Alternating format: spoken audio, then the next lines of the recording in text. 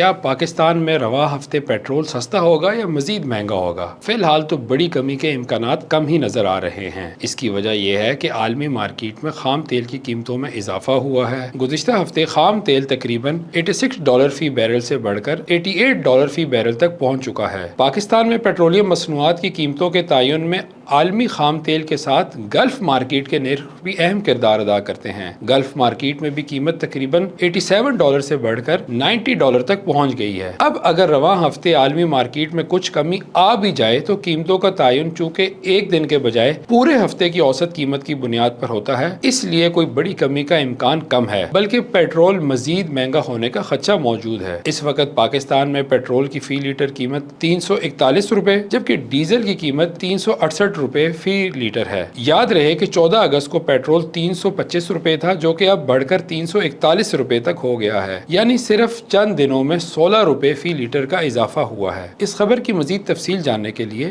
V news کی web site کا visit کیجیے۔